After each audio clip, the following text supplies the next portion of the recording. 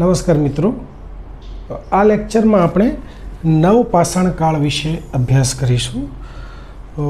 માનવ સંસ્કૃતિનો સૌથી ક્રાંતિકારી યુગ છે પાષાણ યુગમાં ગણીએ તો, અને માત્ર નવપાષાણ કાળમાં ભણીશું એવું નથી, પણ અગાઉ જે આપણે પૂર્વ પાષાણ કાળ અને મધ્ય પાષાણ કાળ જે ભણી ગયા છીએ એને થોડો રિવાઇઝ કરવાનો પણ પ્રયત્ન કરીશું. ત્રણેય કાળને ક્યાંક ને ક્યાંક એકબીજા સાથે સાંકળીશું, એટલે તમે બે અગાઉના જે વિડીયો જોયા છે એ પણ તમને તાજા થઈ જશે, અને ત્રણેય કાળ વચ્ચે કેવો ડિફરન્સ છે એ તમે જ્યારે આન્સર લખશો એ પણ તમને બહુ સ્પષ્ટ થઈ જશે. અને એટલે આને આપણે થોડાક અલગ એંગલથી, અલગ આસ્પેક્ટથી ભણવાનો પ્રયત્ન કરીએ.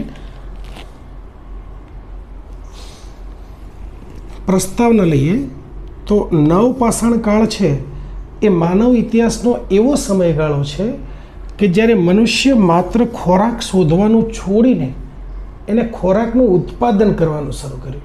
એટલે હવે માત્ર એ શિકારી નહોતો, ખોરાક એકઠો કરનાર નહોતો, હવે એક થોડુંક આગળ નીકળીને ખોરાકનું ઉત્પાદન કરનાર બન્યો છે.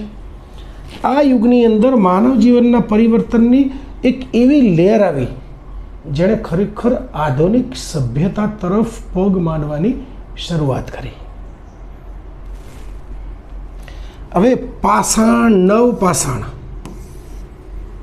આપણે ત્રણ શબ્દ સમજીએ. પૂરા પાષાણ એટલે ઓલ્ડ સ્ટોન,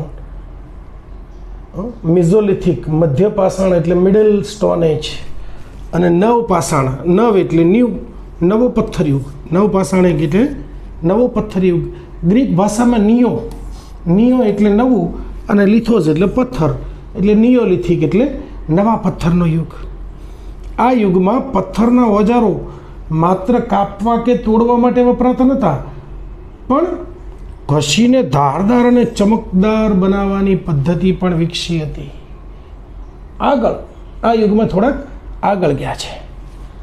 આપણે જ્યારે એની પથ્થરોની આની જે ઓજારોની વાત કરીશું ત્યારે આપણે પૂર્વ પાષાણ યુગમાં કેવા હતા, મધ્ય પાષાણ યુગમાં કેવા હતા, નવપાષાણ યુગમાં કેવા હતા, એમ દરેક બાબતોમાં આપણે સરખામણી કરીશું, એટલે ત્રણ યુગ વિશે મગજમાં સ્પષ્ટતા થઈ જાય.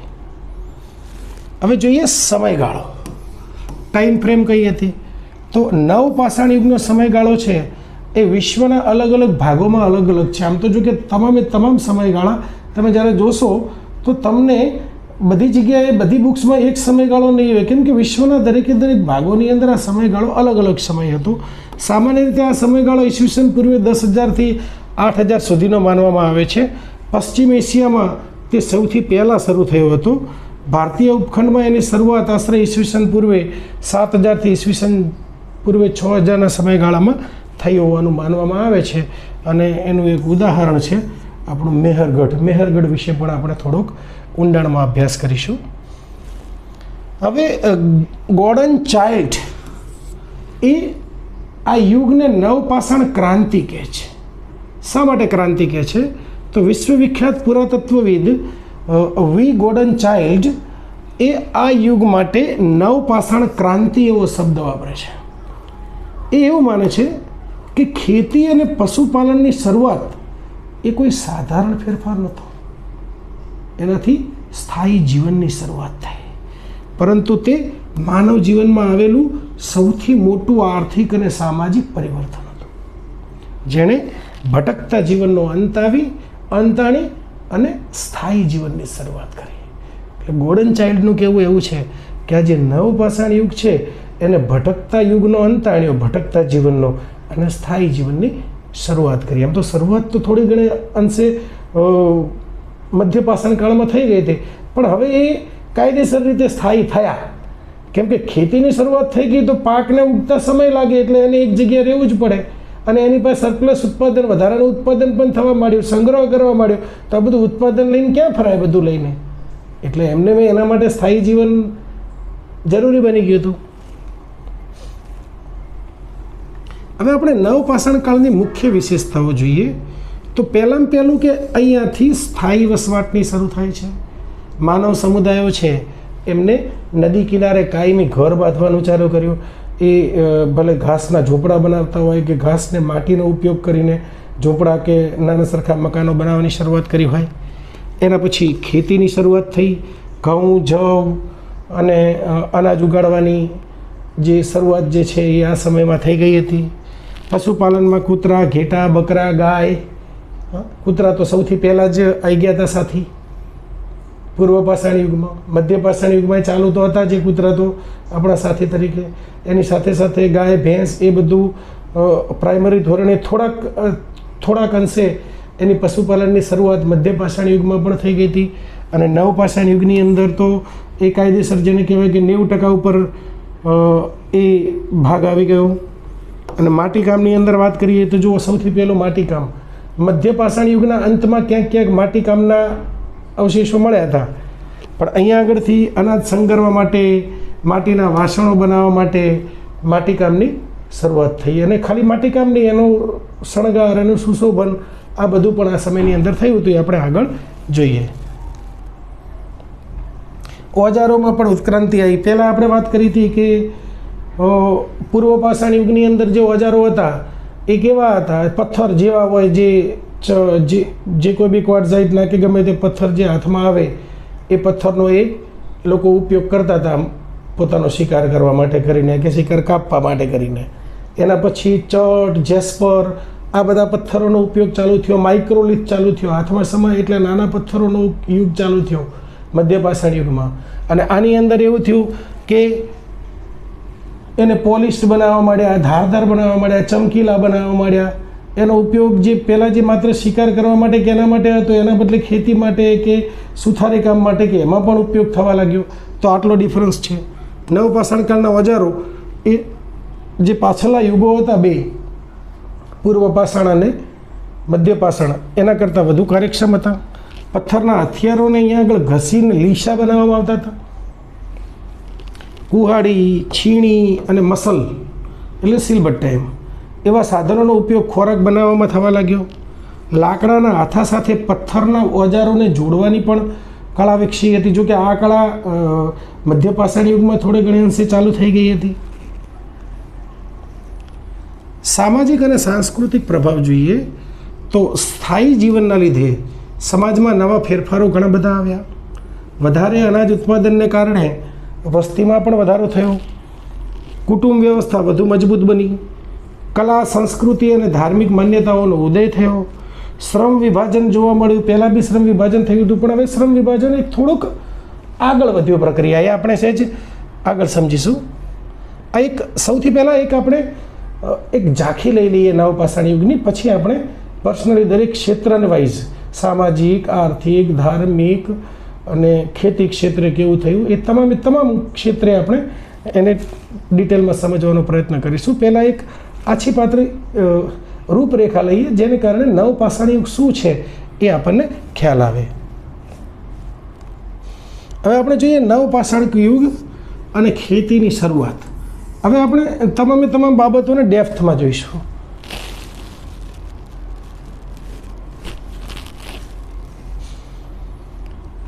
હવે પૂર્વ પાષાણ કાળમાં જે માત્ર અને માત્ર શિકારી હતો, મધ્ય પાષાણ કાળમાં શિકારીની સાથે સાથે ખોરાક સંગ્રહક થયો, અને નવ પાષાણ યુગમાં એ શિકારી મટી અને ખેડૂત તરફ જવા લાગ્યો.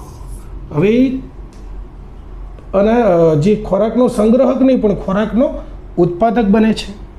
પહેલાં માનવી શું કરતો હતો? ભટકતું જીવન જીવતો હતો, શિકાર ઉપર જ નિર્ભર હતો.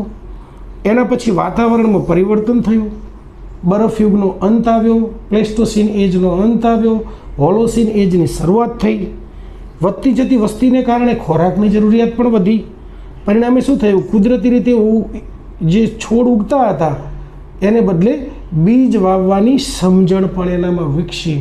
અને એના પછી જ્યારે બીજ વાવવાની શરૂઆત થઈ ત્યારથી ખેતીની શરૂઆત થઈ ગઈ. હવે જોઈએ કે પ્રારંભિક ખેતીના પાકો. તો વિશ્વના ફળદ્રુપ પ્રદેશોની અંદર સૌપ્રથમ ખેતીની શરૂઆત થઈ હતી.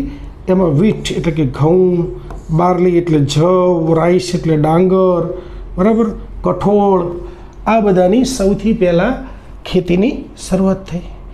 આ પાકો જે છે એણે માનવીને સ્થાયી જીવન જીવવાની પ્રેરણા આપી. કારણ કે આ બધા પાક છે એને તૈયાર થતાં તો સમય લાગે ને. એવું તો હોય નહીં કે પાક અત્યારે ઉગાડ્યો 4 દિવસમાં તૈયાર થઈ ગયો. એના માટે ઘણો સમય લાગે, એટલે એને ત્યાં આગળ રહેવું પડે, પછી એ પાકને લેવો પડે, એકસાથે એને ખવાય નહીં, બહુ લાંબો સમય સુધી ચાલે, અને પોતાનું ચાલે એનાથી વધારે પડતું અનાજ એમાં પડ્યું પણ રહે, એટલે સરપ્લસ પણ વધે. એટલે હવે સ્થાયી જીવન એ એના માટે બહુ જરૂરી બની ગયું હતું. હવે પશુપાલન એક આશીર્વાદ. આપણે જોયું હતું કે પશુપાલનની શરૂઆત કૂતરાના પાળવાની શરૂઆત છે એ તો પૂર્વ પાષાણ યુગની અંદર થઈ ગઈ હતી. મધ્ય પાષાણ યુગની અંદર કૂતરાની સાથે ઘેટા, બકરા, ગાય, ભેંસ આવું બધું પણ પાળવાની સાથે શરૂઆત થઈ ગઈ હતી. એટલે આ યુગની અંદર માત્ર ખેતી જ નહીં પણ માનવીએ પ્રાણીઓને પાળવાનું શરૂ કર્યું. ઘેટા, બકરા, ગાય, ભેંસ એનો ઉપયોગ 2 કારણથી કરવામાં આવતો હતો. એક તો એમની પાસેથી દૂધ મળે, અને બીજું એ કે એનો ઉપયોગ ખાવા માટે માંસ તરીકે પણ થાય, અને ખેતીના કામ માટે પણ પાળવામાં આવ્યા. બીજું કે પ્રાણીઓના મળમૂત્રનો ઉપયોગ ખાતર તરીકે થવા લાગ્યો, એટલે એને ઉત્પાદન પણ વધાર્યું. એટલે પ્રાણીઓની જે ઉપયોગિતા છે એ એને વધારે જણાવવા લાગી. હવે નવી ટેકનિકોને એને ઉપયોગ કર્યો. નવપાષાણ કાળમાં જે પથ્થરના સાધનો હતા એ કેવા થયા? વધુ ધારદાર અને પોલિશ કરેલા બન્યા. પથ્થરની કુહાડીઓ અને છીણી અસ્તિત્વમાં આવી. અનાજ દળવા માટે પથ્થરની ઘંટીના પાટા એકબીજા સાથે ઘસીને અનાજ દળી શકાય. માટીના વાસણો એટલે કે પોટરી બનાવવાની શરૂઆત થઈ. કઈ કેવા પ્રકારની પોટરી હતી, કેવા એના ઉપર જે પેલા રંગો કરવામાં આવતા હતા, એને સજાવવામાં આવતી હતી, એ પણ આપણે જોઈશું ચિત્રો સાથે, જેથી અનાજ સંગ્રહ કરી શકાય. અનાજ સંગ્રહ કરવા માટે પણ માટીના સાધનોની, પોટરીની જરૂર હતી. પોટરી છે એ આગળ નવું આવ્યું છે. બહુ જ સામાન્ય અવસ્થામાં એ મધ્ય પાષાણ કાળના અંતમાં આવ્યું હતું, પણ તેમ છતાં એને જો સમયની દૃષ્ટિએ ગણીએ તો માટીના જે વાસણો છે એને આપણે નવપાષાણ યુગની અંદર લેવા પડે.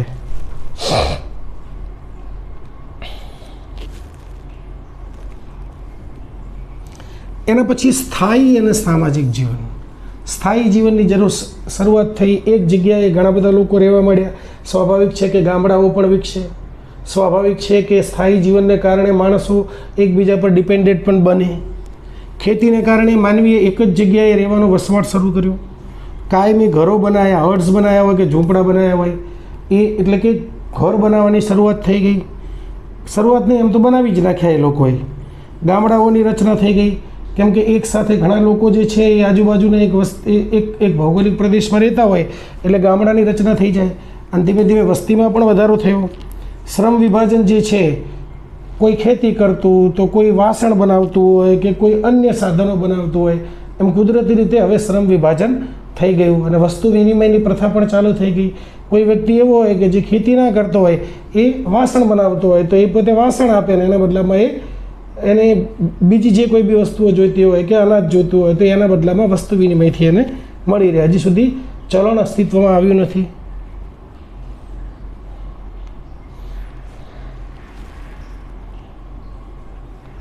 હવે જોઈએ નવપાષાણ કાળમાં પશુપાલનનો વ્યાપક વિકાસ. પશુપાલનનો બહુ મોટા પ્રમાણમાં નવપાષાણ કાળની અંદર વિકાસ થયો છે. બહુ સરસ રીતે સમજીએ. પહેલા વિભાગમાં આપણે જોઈએ કે પશુપાલનનો ઉદય. પશુપાલનનો ઉદય છે એ મધ્ય પાષાણ યુગમાં સારી રીતે થઈ ગયો હતો. આમ તો ઉદય તો છે જે કૂતરો પાળવાની સાથે પૂર્વ પાષાણ યુગમાં થયો હતો, પણ મધ્ય પાષાણ કાળમાં દૂધ અને માંસ માટે પણ પશુપાલનનો ઉપયોગ થઈ ગયો હતો. પણ હવે થોડાક ઉપયોગ વધ્યા છે. દૂધ અને માંસ સાથે ખેતીમાં ઉપયોગ કરવા માંડ્યો. ખાતર તરીકે પણ એમના મળમૂત્રનો ઉપયોગ થવા લાગ્યો. કેવી રીતે શિકારી માનવી એક સ્થાયી પશુપાલક બન્યો એની આપણે વિગતવાર સમજૂતી આમાં લઈએ. જો ઉત્ક્રાંતિની સફર જોઈએ આપણે. ચિત્ર જોઈ શકો છો તમે. મધ્ય પાષાણ કાળના અંતે માનવીએ પ્રાણીઓના વર્તનને સમજવાનું શરૂ કર્યું. એ પ્રાણીઓની સાથે રહેતો થયો. મધ્ય પાષાણ કાળમાં પશુપાલન શરૂઆત થઈ ગયું એટલે પ્રાણીઓની સાથે રહેતો હતો, એટલે એને પ્રાણીઓના વર્તનને સમજવાનું શરૂ કર્યું. શિકાર કરવાને બદલે હવે પ્રાણીઓને જીવતા પકડીને એમનું સંવર્ધન કરવાની કલા વિકસી, એમનું પશુપાલન કરવાની કલા વિકસી. આ પરિવર્તનને કારણે નવપાષાણ કાળને ક્રાંતિ તરીકે ઓળખવામાં આવે છે. પશુપાલન એક મોટી કામગીરી તરીકે આ સમયમાં અસ્તિત્વમાં આવ્યું. મુખ્ય પાલતુ પ્રાણીઓમાં આપણે જોઈએ તો કૂતરો સૌ પ્રથમ પાલતુ પ્રાણી. એના પછી રક્ષણ માટે, શિકારમાં સહાય માટે કૂતરો ઉપયોગી હતું. એના પછી ઘેટા બકરા દૂધ, માંસ, ઊન મેળવવા માટે સૌથી મહત્ત્વના પ્રાણીઓ હતા. ગાય અને બળદ છે એ ખેતી કામ માટે, ભારે સામાન એક જગ્યાએથી બીજી જગ્યાએ લઈ જવા માટે આ એમનો ક્રાંતિકારી ઉપયોગ સાબિત થયો. હવે આપણે જોઈએ મેહરગઢ. આ પશુપાલનનું કેન્દ્ર હતું. પાકિસ્તાનના બલુચિસ્તાનમાં મેહરગઢ આવેલું છે. એની અંદર તમે જુઓ ખાડાવાળા ઘર છે. જુઓ, પાકિસ્તાનના બલુચિસ્તાનમાં આવેલું આ સ્થળ છે. પશુપાલનના પ્રારંભિક પુરાવા જે છે આપણને અહીંયાથી મળે છે. અહીં ઘેટા બકરા અને ખૂંદવાળા બળદના અસ્થિઓ મોટા પ્રમાણમાં મળી આવ્યા છે. ઈસવીસન પૂર્વે 7000ની આસપાસ અહીં પશુપાલન સ્થાયી થયું હતું એવા પુરાવા મળ્યા છે. એના પછી પશુપાલનના આપણે મુખ્ય ફાયદાઓ જોઈએ તો પહેલું ખોરાકની સુરક્ષા. દૂધ અને માંસ દ્વારા પ્રોટીનયુક્ત ખોરાક જે છે એ આપણને મળી રહે. એના પછી કાપડ અને ચામડું. પ્રાણીઓના ઊન અને ચામડામાંથી ઠંડી માટે જે રક્ષણ આપતી વસ્તુઓનું નિર્માણ થાય. ખેતીમાં પણ આ પ્રાણીઓનો ઉપયોગ થઈ શકે. બળદ અને ભેંસ દ્વારા જમીન ખેડવાની પ્રક્રિયા પણ સરળ બની. ભાર વહન માટે, સામાનને એક જગ્યાએથી માલ સામાનને એક જગ્યાએથી બીજી જગ્યાએ લઈ જવા માટે પણ આ પ્રાણીઓનો ઉપયોગ જે છે એ એમના માટે આશીર્વાદરૂપ સાબિત થયો. હવે નવા ઓજારો અને ટેકનોલોજી.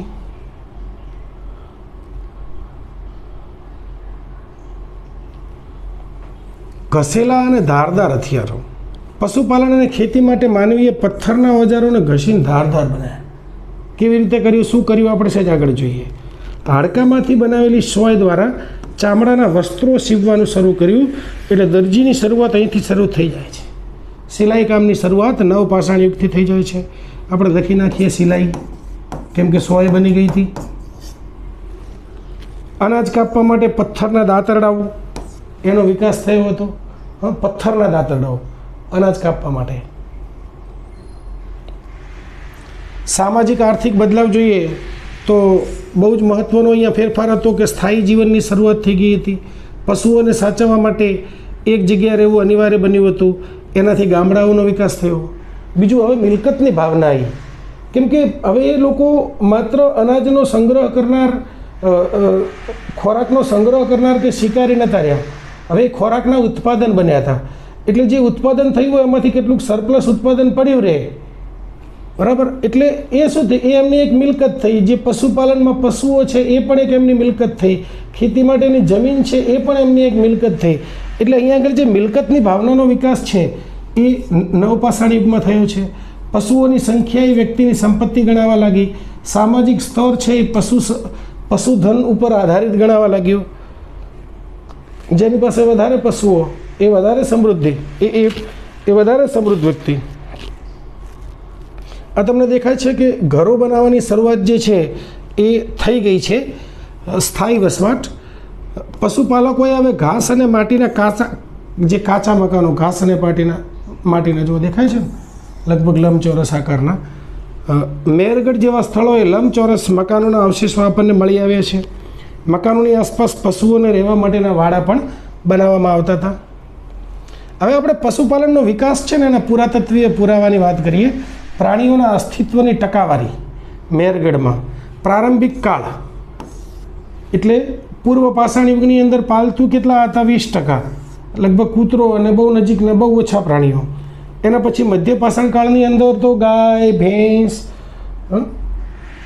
બકરી, પેલા ઘેટા બકરા એ બધું પણ પાળવાનું શરૂ થઈ ગયું હતું. એટલે 60% એને આપે છે.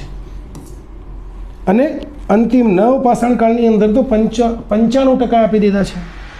આ અભ્યાસ દર્શાવે છે કે સમય જતાં જંગલી પ્રાણીઓના શિકારનું પ્રમાણ ઘટ્યું અને પાલતુ પ્રાણીઓનું પ્રમાણ નોંધપાત્ર રીતે વધ્યું.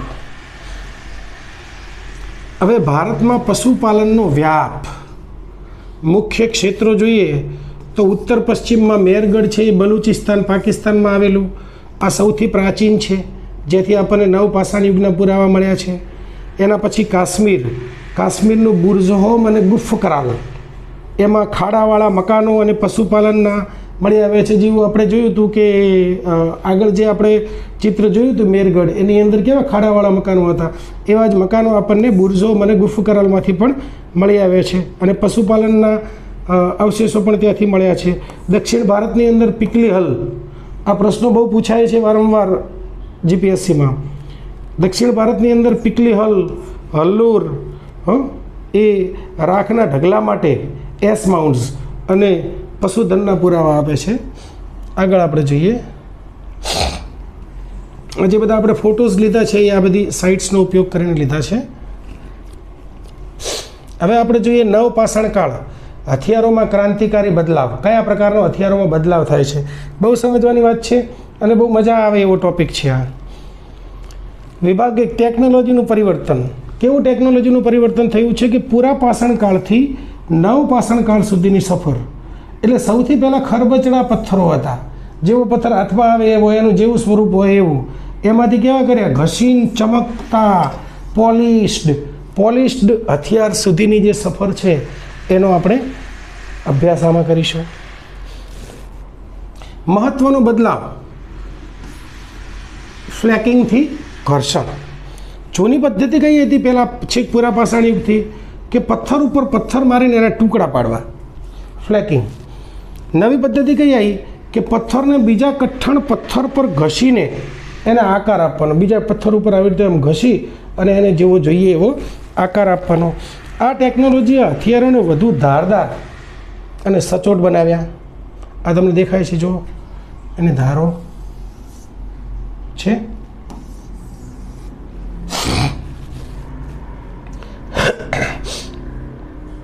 હવે ફ્રિક્શન મેથડથી કેવી રીતે કામ કરતું, જો આ ભાઈ છે એ અહીંયા આગળ પથ્થરને કાપી રહ્યો છે અને અલગ અલગ એના આકારો આપી રહ્યો છે.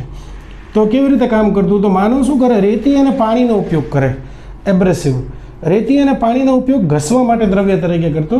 એટલે પથ્થરને ઘસવો એટલે એ રેતીથી ઘસે આમ રેતી ઉપર આમ, એટલે પથ્થર ઘસાય તો ખરો પણ ગરમ થાય, પણ સાથે સાથે પાણી હોય એટલે પાણી જે છે એ ગરમીને ઓછી કરતું, એટલે પથ્થર છે એ ઘસતી વખતે તૂટે નહીં. એના પછી પોલિશિંગ ટેકનોલોજીના ફાયદા. તો પોલિશ કરેલા હથિયારો છે એ જલ્દી તૂટતા નહોતા, બહુ લાંબા સમય સુધી ચાલતા હતા. એના પછી તીક્ષ્ણતા, એકદમ ધારદાર અણીદાર હથિયારો બનતા હતા. ઘર્ષણથી બ્લેડ જેવી ધાર મેળવવી શક્ય બની, જે શિકારમાં વધુ અસરકારક હતી. પછી ઓછું ઘર્ષણ, લીસી સપાટીને કારણે લાકડું કાપતી વખતે પણ હથિયારની અંદર ફસાતું નહીં. એટલે આ પોલિશિંગ ટેકનોલોજીના ફાયદા હતા. હવે આપણે જોઈએ નવપાષાણ કાળનું મુખ્ય શસ્ત્ર સેલ્ટ. આ દેખાય છે, તમને દેખાય કેવી રીતે? આ બાજુની ધાર છે, આ બે બાજુ એકદમ પહોળું છે, પણ આ બાજુથી એકદમ અણીદાર છે. અહીંયા તમે જોઈ શકો છો, અહીંયા જોવા તમે આની અણી જોઈ શકો છો, દેખાય છે ને? તો આવા પથ્થરો કેવા પોલિશ કરેલા એકદમ ચમકતા હોય એવા દેખાય છે. સેલ્ટ જે છે ને એ પથ્થરની પોલિશ કરેલી કુહાડી હતી, કે નવપાષાણ કાળની ઓળખ માનવામાં આવે છે. તેનો ઉપયોગ ખેતી માટે, જમીન સાફ કરવા અને લાકડા કાપવા માટે પણ થતો હતો. કેમ કે હવે સ્થાયી જીવનની શરૂઆત થઈ ગઈ, ખેતીની શરૂઆત થઈ ગઈ, એટલે ખેતી માટે પણ જોઈએ. હવે કંઈ ખાલી શિકાર નહોતો કરવાનો, હવે ઉપયોગો છે એ વધ્યા હતા. હવે હથિયાર નિર્માણના 4 તબક્કાની આપણે વાત કરીએ. પ્રારંભિક આકાર કેવો હતો? સૌથી પહેલાં શું કરતા કે મોટો પથ્થર હોય ને એને ફ્લેકિંગ દ્વારા કાચો આકાર આપવાનો. એના પછી પેકિંગ દ્વારા નાના હથોડાથી પથ્થરની સપાટીને સમાન કરવાની, એમ આડી અવળી હોય તેને સમાન રીતે હથોડાથી તોડવાની. એના પછી ઘર્ષણ, રેતી અને પાણી સાથે ઘસી અને એને ધાર કાઢવાની. અને છેલ્લે પોલિશિંગ, ચામડા દ્વારા કે ઝીણી રેતી હોય એનાથી ઘસી અને સપાટીને ચમકદાર બનાવવાની. આવી ટેકનિક એ સમયે અસ્તિત્વમાં હતી. ટેકનોલોજીનો પ્રભાવ જુઓ. કાર્યક્ષમતામાં 100% પ્રભાવ, 100% વધારો. તમે છે પૂર્વ પાષાણ કાળથી જુઓ અને તમે નવપાષાણ કાળમાં આવ્યા તો કાર્યક્ષમતા 100% વધી ગઈ. ક્રાંતિકારી બદલાવ આવ્યો. પોલિશ કરેલા હથિયારોએ શું કર્યું? જંગલો કાપ્યા. કેમ કે ખેતી કરવી હોય તો કેવી રીતે કરવી? ખેતી કરવી હોય તો જમીન તો જોઈએ ને, જંગલો ઉપર ઉગેલા હોય ત્યાં ખેતી કેવી રીતે કરવાની? તો આ હથિયારોએ જંગલો કાપીને ખેતીલાયક જમીનો બનાવવામાં મદદ કરી. આ ટેકનોલોજી વગર ખેતી અને સ્થાયી જીવન શક્ય નહોતું. હવે આપણે પુરાપાષાણ કાળ અને નવપાષાણ કાળ એનો આપણે તુલનાત્મક અભ્યાસ કરીએ. તો બનાવટની રીત આપણે જોઈએ તો પુરાપાષાણ કાળની અંદર પથ્થર માત્ર પથ્થર ઉપર ટકરાવીને જ્યારે તોડીને પથ્થરને તોડીને માત્ર ફ્લેકિંગની જ સિસ્ટમ હતી. નવપાષાણ કાળની અંદર શું કર્યું? ઘર્ષણ અને પોલિશિંગ ચાલુ થયું. બરાબર. એ વખતના જે આ જે પથ્થર હતા એનો દેખાવ કેવો હતો? ખરબચડો અને બેડોળ. અને હવે આ લોકોએ કેવા કર્યા? લીસા અને સુવ્યવસ્થિત, એકદમ ચમકદાર, બહુ મસ્ત પોલિશવાળા. મુખ્ય ઉપયોગ શું હતો? પહેલાં જે પથ્થરો હતા એનો ઉપયોગ માત્ર શિકાર માટે હતો. હવે ખેતી માટે, સુથારી કામ માટે અને સાથે સાથે શિકાર માટે તો ખરો જ. હવે આપણે જોઈએ કે હથિયારોની વિવિધતા. આ બહુ મહત્ત્વની વસ્તુ છે. વાંસલો અને છીણી. આ જો આ છીણી છે એ આ વાંસની અંદર ભીડાઈ છે. લાકડા ઉપર કોતરણી કરીને અને હોડી બનાવવા માટે પણ ઉપયોગી. એના પછી હાર્પૂન અને બાણ. આ જો શિકાર અને માછીમારીમાં ટેકનોલોજીકલ પ્રગતિ દર્શાવે છે. રિંગ સ્ટોન જો ખેતીમાં લાકડીના વજન તરીકે અથવા હથિયાર તરીકે વપરાતા હતા. ભારતમાં પુરાતત્વીય સ્થળો ખાસ અગત્યના મેહરગઢ, બુર્જ હોમ અને ચિરાંદ. આ સ્થળોએથી પોલિશ કરેલી કુહાડીઓ મળી આવી છે. હાડકાના હથિયારો વિપુલ પ્રમાણમાં મળી આવ્યા છે, જે ભારતીય ઉપખંડની ઉન્નત ટેકનોલોજીના પુરાવા છે. અત્યારની આપણે ટેકનોલોજી સાથે વિચાર કરીએ તો આપણને એમ લાગે કે આમાં શું ટેકનોલોજી, પણ જે તે સમયના માણસ માટે આ બહુ મહત્ત્વની ટેકનોલોજી હતી. આ બધા ચિત્રો છે આપણે અહીંથી લીધા છે, જે તે સાઇટ્સ ઉપરથી. હવે નવપાષાણ કાળ, સ્થાયી જીવન અને સામાજિક ક્રાંતિનો ઉદય. નવપાષાણ કાળ એટલે હવે આમાં આપણે સામાજિક જીવન જોઈશું. સ્થાયી જીવન બન્યું, સામાજિક જીવન બન્યું, એના વિશે થોડોક અભ્યાસ કરીએ. તો સ્થાયી જીવનની શરૂઆત, આમ તો સ્થાયી જીવનની શરૂઆત મધ્યપાષાણ યુગની અંદર થઈ ગઈ હતી, પણ લગભગ સ્થાયી જીવન સારા એવા અંશે આ યુગની અંદર ચાલુ થઈ ગયું હતું. ખેતીની શરૂઆત સાથે માણસને એક જગ્યાએ રહેવાની ફરજ પડી, જરૂર પડી, એમની ફરજ પડી. કેમ કે જો અનાજ ઉગાડ્યું હોય, સરપ્લસ અનાજને ક્યાં મૂકવાનું? હવે તો મકાન બનાવી નાખ્યા હતા એને રહેવા માટેના. કાચા તો કાચા, પણ મકાન બનાવી રાખ્યા હતા. એની સાથે એના પશુઓ રહેતા હતા. આ માટીના વાસણો બનાવ્યા હતા, પથ્થરો બીજા બનાવ્યા હોય. આટલી બધી મજૂરી કરીને આટલું બધું આખું સામ્રાજ્ય ઊભું કર્યું હોય, એ છોડીને બીજી જગ્યાએ થોડું જવાય. એટલે સ્થાયી જીવન તો એના માટે ફરજ પડી ગઈ. પાકની દેખરેખ અને સિંચાઈ માટે સ્થાયી વસવાટ અનિવાર્ય બન્યો. પશુપાલન દ્વારા દૂધ અને માંસનો નિયમિત સ્ત્રોત એને મળ્યો.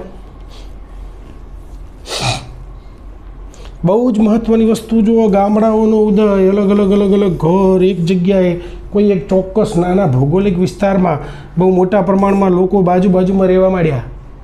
એટલે પરિવારો એકબીજાથી નજીક રહેવા માંડ્યા. એ રીતે ગામડાઓનું નિર્માણ થયું. સામૂહિક રક્ષણ અને સાધનોની વહેંચણી સરળ બની. ગામડાઓ આર્થિક અને સામાજિક ગતિવિધિઓનું કેન્દ્ર બન્યા. હવે એ થોડો ખેતી અને પશુપાલનના વ્યવસાયમાં પણ થોડુંક ફ્રી રહેવા માંડ્યો, થોડુંક વિચારવા લાગ્યો, એટલે થોડુંક નવી પ્રવૃત્તિઓ કરવા લાગ્યો. હવે મકાનોની બનાવટ તમે આ જોયું છે કે મકાનો લાકડાનો ઉપયોગ કર્યો છે, માટીનો ઉપયોગ કર્યો છે. એવી રીતે હવે જુઓ થોડા ઘણા પાકા મકાનોની પણ શરૂઆત થઈ ગઈ છે. માટી, લાકડા, પથ્થરનો ઉપયોગ કરીને પાકા મકાનો બનાવ્યા. બહુ પાકા નહીં, પણ સારા એવા અંશે પાકા મકાનો બનાવ્યા. મકાનોમાં સંગ્રહ માટે અલગ ઓરડા બનાવવામાં આવતા, કેમ કે હવે ખેતીની શરૂઆત થઈ ગઈ હતી. જે વધેલું અનાજ હોય એને મૂકવા માટે, બીજું જે કંઈ પોટ્રીઝ હોય કે બીજું જે કંઈ બી એના ઘરમાં હોય એ બધું મૂકવા માટે અલગ અલગ રૂમ બનાવવાની શરૂઆત થઈ ગઈ. રક્ષણ માટે ગામની આસપાસ દિવાલો કે ખાઈ બનાવવાની શરૂઆત થઈ. કોઈ જંગલી પ્રાણીઓ કે બહારના જે સમુદાયો છે એ એટેક ન કરે એના માટે. સામાજિક સંગઠન, વધતી વસ્તી સાથે સમાજ વધુ જટિલ બન્યો. પરિવાર અને જ્ઞાતિ પ્રથાના ઉદયની શરૂઆત થઈ અહીંયાથી. કેમ કે જ્ઞાતિઓ છે એ મુખ્ય વ્યવસાય ઉપરથી આવી. હવે ધીમે ધીમે વ્યવસાય થવા માંડ્યા. આગળ આપણે જોઈશું. નેતૃત્વ અને વહીવટની જરૂરિયાત ઊભી થઈ. પરંપરાઓ અને ધાર્મિક માન્યતાઓનું મહત્ત્વ વધ્યું. એટલે હવે ધીમે ધીમે અત્યાર સુધીનું જે કુદરતી જીવન હતું ને એમાંથી હવે ધીમે ધીમે જટિલ જીવનની શરૂઆત થતી જાય છે. હવે શ્રમ વિભાજનનું મહત્ત્વ. શ્રમ વિભાજનને લીધે નિપુણતા વધી. ખેતી કરનારનો વર્ગ, પશુપાલક, કુંભાર, વણકર એમ અલગ અલગ કામની વહેંચણી થઈ ગઈ. દરેક વ્યક્તિની ભૂમિકા ચોક્કસ કરવામાં આવી કે ભાઈ તારે માટીના વાસણો જ બનાવવાના એટલે તું કુંભાર, તારે કાપડ વણવાનું એટલે તું વણકર, તારે પશુપાલન કરવાનું એટલે તું પશુપાલક, અને આ ખેતી કરશે એટલે એ ખેડૂત. વ્યાવસાયિક વર્ગોનો પણ ઉદય થયો અને એમાંથી ધીમે ધીમે જ્ઞાતિ પ્રથાનો ઉદય થયો. એમાંથી આપણે જોઈએ હસ્તકળા અને ટેકનોલોજી, તો નવા પ્રકારના પોલિશ કરેલા પથ્થરના ઓજારો બન્યા. માટીના વાસણો બનાવવા માટે ચાકડાના ઉપયોગની શરૂઆત થઈ. જુઓ, ચાકડાનો ઉપયોગ થયો એટલે થોડાક પાતળા અને બહુ જ સરસ ઘાટવાળા જે વાસણો છે એ આ સમયમાં બનવા લાગ્યા. કાપડ વણવાની કળા અને વણાટકામનો પણ વિકાસ થયો. જુઓ, નવા પોલિશ કરેલા પથ્થરો કેટલા એકદમ મસ્ત સરસ દેખાય છે. હવે ખાનગી મિલકતની ભાવના. અત્યાર સુધી કંઈ મિલકત હતી નહીં. પ્રાણીને માર્યું ને ખાધું ને વધ્યું ફેંકી દીધું, ગંધાઈ ગયું, ખરાબ થઈ ગયું. ફ્રૂટ હતા, વધ્યા હતા, એનો સંગ્રહ કર્યો, સારું આવ્યું તો ખાધું, ના પડ્યું તો ગયું. અત્યાર સુધી કંઈ મિલકત જેવું નહોતું. હવે શું કર્યું? સ્થાયી જીવનની શરૂઆત થઈ. સ્થાયી જીવનની સાથે ખેતીની શરૂઆત થઈ. એટલે જ્યાં પોતે ખેતી કરતો હોય એ જમીનનો એ માલિક બન્યો. જે પશુઓ રાખતો હોય તો એ પશુઓનો એ માલિક બન્યો. એ સિવાય એની પાસે જે સરપ્લસ અનાજ હતું એનો એ માલિક બન્યો. હવે ધીમે ધીમે શું થયું? માલિકી અધિકાર, માલિકી ભાવનો, જે ખાનગી મિલકતની ભાવનાનો જન્મ થયો. જમીન અને ઉત્પાદન પર વ્યક્તિગત અધિકાર સ્થપાયો. ખેતીની જમીન ઉપર પાલતુ પ્રાણીઓ એ બધા પોતાની મિલકત ગણાયા. વારસાગત મિલકતની ભાવનાનો જન્મ થયો. પિતાની મિલકત હોય એ પછી વારસામાં પુત્રને મળી જાય. આનાથી સામાજિક ભેદભાવ, આર્થિક અસમાનતા, આ બધી. હવે અત્યાર સુધીનું આમ કહીએ ને કે મધ્યપાષાણ કાળ સુધીનું માનવ જીવન સરળ હતું. હવે જટિલ અને અઘરા માનવ જીવનની શરૂઆત નવપાષાણ યુગથી થાય છે. હવે બધી દુનિયાભરની દુઃખી થવાની સિસ્ટમોની શરૂઆત અહીંથી થાય છે. માણસે જેટલી એના માટે કરીને સુખ સગવડો ઊભી કરી એટલી જ એના માટે અગવડો પણ ઊભી કરી. એના જીવનને એને એક રીતે સારું બનાવ્યું, એક દિવસે એક રીતે આરામદાયક બનાવ્યું, તો બીજી રીતે થોડું મુશ્કેલ પણ બનાવ્યું. હવે આર્થિક જીવન જોઈએ, એમાં ખેતી જોઈએ તો વધારાનું ઉત્પાદન, જે સરપ્લસ હોવાને કારણે વસ્તુ વિનિમય પ્રથા, બાર્ટર સિસ્ટમ પણ ચાલુ થઈ ગઈ. હું તમને માટીના વાસણ આપું, તમે મને અનાજ આપો. તમે મને કાપડ આપો, હું તમને માટીના વાસણો કે અનાજ કે એવું કંઈ આપું. લોકો ખોરાક સિવાય અન્ય વસ્તુઓ પર પણ ધ્યાન આપી શક્યા. વેપારના પણ આ સમયથી પાયા. હજી વેપાર શરૂ નથી થયો પણ એક ઇનિશિયલ સ્ટેજ ઉપર શરૂઆત થઈ ગઈ છે. હવે સાંસ્કૃતિક મહત્ત્વ. આ યુગનું સાંસ્કૃતિક મહત્ત્વ શું છે? તો નવપાષાણ કાળ એ આધુનિક સભ્યતાની પૂર્વ ભૂમિકા છે. આધુનિક સભ્યતાની શરૂઆત અહીંથી થાય છે. ભાષા, કલા અને ધર્મના સંકેતો મળ્યા છે. હવે ધીમે ધીમે ઘણા વર્ષો સુધી, ખાસ કરીને માનવ લોકો જે ગામડાઓમાં સાથે રહેવા લાગ્યા એટલે ભાષાનો વિકાસ બહુ ઝડપી થયો. કલાનો પણ વિકાસ થયો. એ હજી આપણે જોઈશું. પોટરીની બધી કલાનો મુદ્દો એના પછી છે. એના પછી ધર્મના સંકેતો પણ મળ્યા છે. કબર અને અંતિમ વિધિના રિવાજો પણ વિકસ્યા. પ્રકૃતિની પૂજા કરવાનું પણ મહત્ત્વ સમજાયું. આપણે ધાર્મિક બાબતોમાં જોઈએ એટલે એની અંદર અભ્યાસ કરીશું. જે ચિત્રો લીધા એ આપણે આ બધી વેબસાઇટ્સમાંથી લીધા છે. એના પછી નવપાષાણ કાળ. કુંભકળા એટલે કુંભારનો જે ચાકડો અને માટીકામનું જે કામ કરતા હોય એ કુંભાર. અને ચક્રની શોધ. ચક્રની શોધમાંથી સૌથી પહેલાં ચાકડો થયો અને એ જે ચક્રની શોધ થઈ હતી એ અત્યારની આપણી જે બધી ફોર વ્હીલર કાર્સ છે એમાં છેલ્લું એમાં નિરૂપણ, એમાં એ ત્યાં સુધીની એક સફર ચાલુ જ રહી. નવપાષાણ કાળથી જે એક વખત ચક્ર બન્યું એ ચક્ર હજી ચાલુ જ છે. હવે નવપાષાણ કાળની ક્રાંતિ. આ સમયગાળામાં માનવીએ ખોરાક એકત્ર કરનારને બદલે શું બન્યો? એ ઉત્પાદક બન્યો. સ્થાયી જીવનની શરૂઆત થઈ ગઈ. એનાથી ગ્રામીણ સંસ્કૃતિનો જન્મ થયો. હવે ગામડાઓ અસ્તિત્વમાં આવી ગયા. આ સમયગાળાની બે સૌથી મોટી સિદ્ધિઓ હતી. એક તો માટીના વાસણો બનાવ્યા, કેમ કે પોતે જે સરપ્લસ અનાજ પડ્યું હોય એને શેમાં મોટું, એને પણ ક્યાંક સંગ્રહ તો કરવો પડે. અને બીજું ચક્રની શોધ થઈ, એને કારણે ચાકડાની શોધ થઈ, અને એ ચાકડાએ પણ માટીના વાસણો બને. અને ચક્રની શોધને લીધે અમુક વસ્તુઓ એક જગ્યાએથી બીજી જગ્યાએ ધીમે ધીમે ગાડા પણ એના પછીના સમયમાં અસ્તિત્વમાં આવ્યા. એના પછી માટીના વાસણો, કુંભકળા. અનાજના સંગ્રહ અને રસોઈ માટે માનવીએ માટીના વાસણો બનાવવાની શરૂઆત કરી. આ વાસણોએ આગમાં પકવીને વધુ મજબૂત અને ઉપયોગી બનાવવામાં આવ્યા. એટલે પહેલાં જે છે એ સાદા બન્યા અને એના પછી એને આગમાં પકવવાની શરૂઆત થઈ ગઈ. કોઈ એકે પકવ્યું હશે એને લાગ્યું કે હા તો બહુ મજબૂત થઈ ગયું, એટલે પછી ધીમે ધીમે આ પકવવાની કલા, આ ટેકનોલોજી પણ એ શીખી ગયા. એના પછી આપણે જોઈએ કે વાસણો બનાવવાની પ્રક્રિયા. શરૂઆતમાં વાસણો છે એ હાથ વડે બનાવવામાં આવતા હતા, બરાબર. એના પછી શું થયું? વધુ સુઘડ અને એક સરખા બનાવવા માટે ખાસ ટેકનિકનો ઉપયોગ શરૂ થયો. ચાકડાની મદદથી વાસણો ઉપર પછી રંગકામ કરવામાં આવતું, એને સજાવવાની કળા પણ વિકસી, જે તે સમયની સાંસ્કૃતિક ઓળખ બની છે. આપણે જોઈએ ચક્રની શોધ. માનવ ઇતિહાસની સૌથી મહત્ત્વની ક્રાંતિકારી કોઈ શોધ હોય ને તો એ ચક્રની શોધ છે.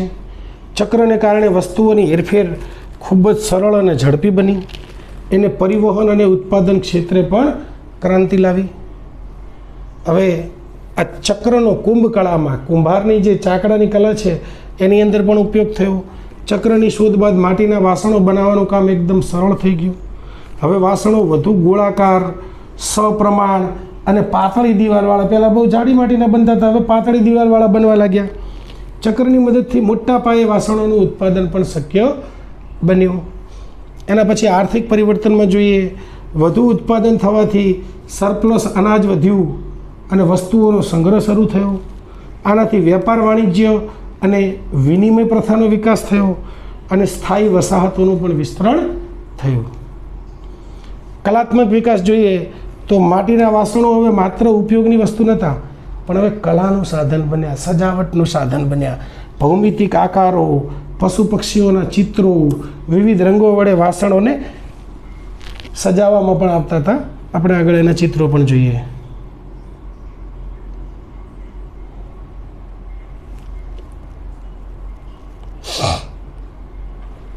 આજે આપણે સોર્સિસ લીધા છે, એની સાઇટ્સ છે. હવે નવપાષાણ કાળમાં ધાર્મિક માન્યતાઓ અને એની સાથે સાથે કલા.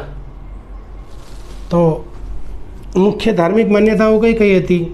તો પ્રકૃતિના દેવતાઓની પૂજા, કુદરતી તત્વો જેવા કે સૂર્ય, પાણી અને ધરતીની પૂજા થવા લાગી. આ સમયમાં માતૃદેવીની પૂજા થવા લાગી. પ્રજનન અને સમૃદ્ધિ માટે સ્ત્રી દેવીઓની પણ આરાધના થવા લાગી. પૂર્વજોની પૂજા થવા માંડી. મૃત પૂર્વજોના આત્માને શાંતિ મળે અને રક્ષણ માટે માનવાની પ્રથા પણ આ સમયમાં ચાલુ થઈ ગઈ. ખાસ કરીને માતૃદેવીની પૂજા બહુ મોટા પ્રમાણમાં ચાલુ થઈ. એના પછી દફન વિધિ અને માન્યતાઓ. મૃતકોને ઘરની અંદર કે નજીકના સ્થાનો પર દફનાવવામાં આવતા હતા. એની સાથે મૃતકોની સાથે ખોરાક, એના માટીના વાસણો, ઘરેણાં, આ બધું મૂકવાની પરંપરા હતી, જે મૃત્યુ પછીના જીવનની શ્રદ્ધા દર્શાવે છે. લોકો એવું માનતા હતા કે મૃત્યુ પછી પુનર્જન્મ થાય છે. કેટલાક સ્થળોએ ખોપરીઓ પર માટીનો લેપ લગાવી અને એને સજીવન કરવાનો પ્રયત્ન પણ કરવામાં આવ્યો, એવા પુરાવા મળે છે. પણ સજીવન થાય નહીં, પણ એ લોકો એમાંય ટ્રાય કર્યો આગળ વધવાનો. હવે નવપાષાણ કાળની કળા જોઈએ આપણે. જોયું તમે, હવે ચાકડાનો ઉપયોગ થવા માંડ્યો એટલે કેવા સરસ ગોળ અને એમ ચારે બાજુથી બહુ વ્યવસ્થિત વાસણો બનવા માંડ્યા. ઉપર જુઓ, કુદરતી રંગોથી અને રંગવાની પણ શરૂઆત થઈ ગઈ છે. જો કેવા સરસ અલગ અલગ આકાર આપીને વાસણો બનાવવાની શરૂઆત થઈ ગઈ ચાકડાની મદદથી. નવપાષાણ કાળમાં ચાકડાનો ઉપયોગ કરીને સુંદર અને સુશોભિત માટીના પાત્રો બનાવવામાં આવ્યા. આ પાત્રો ઉપર ભૌમિતિક આકારો અને કુદરતી દ્રશ્યોના ચિત્રો પણ દોરવામાં આવતા હતા. એના પછી જોઈએ આભૂષણો અને કલાત્મક વસ્તુઓ. લોકો પથ્થર, હાડકાં અને છીપલામાંથી મણકા અને ઘરેણાં બનાવતા હતા. આ વસ્તુઓ સામાજિક દરજ્જો અને સૌંદર્ય પ્રત્યેની રુચિ બતાવે છે. આ જે ફોટોસ છે આપણે અહીંયાથી લીધેલા છે. એના પછી નવપાષાણ કાળ. ભારતમાં નવપાષાણ કાળ કેવો હતો? આપણે એક જનરલ વૈશ્વિક લેવલે નવપાષાણ કાળ વિશે ચર્ચા કરી. હવે ભારતના નવપાષાણ કાળ વિશે વાત કરીએ તો નવપાષાણ કાળની ઓળખ. નવપાષાણ કાળ એટલે નિયોલિથિક એજ, પથ્થરના સાધનોનો આધુનિક યુગ. આ કાળે માનવ જીવનમાં ક્રાંતિકારી પરિવર્તન લાવ્યું હતું, ભારતમાં પણ. આ સમયગાળામાં માનવીએ ખોરાક એકત્ર કરનારમાંથી કેવો બન્યો? ખોરાકનું ઉત્પાદન કરનાર, પ્રોડ્યુસર બન્યો. મુખ્ય વિશેષતાઓ શું હતી આ સમયની? તો ખેતીની શરૂઆત થઈ. ઘઉં, જવ, ચોખાની ખેતી, પશુપાલન, કૂતરા, ઘેટા, બકરાનું પાલન થયું. પોલિશ્ડ પથ્થરના હથિયારો, પથ્થરોને ઘસીને ધારદ્વાર, આ ભારતમાં પણ ચાલુ હતું. આપણે હવે ખાલી ભારતના સંદર્ભમાં જોઈએ છીએ. એના પછી માટીના વાસણો, અનાજ સંગ્રહ અને રસોઈ માટે એનો ઉપયોગ કરવામાં આવ્યો. હવે ઓકે, બુર્જા હોમ. કાશ્મીરના આ સ્થળેથી ગર્ત નિવાસ, પીટ ડ્વેલિંગ્સ એટલે આપણે જે જોયું હતું ખાડાવાળા ઘર ફોટો, એ ગર્ત નિવાસ એટલે કે જમીનમાં ખાડા ખોદીને રહેવાના પુરાવા મળ્યા છે.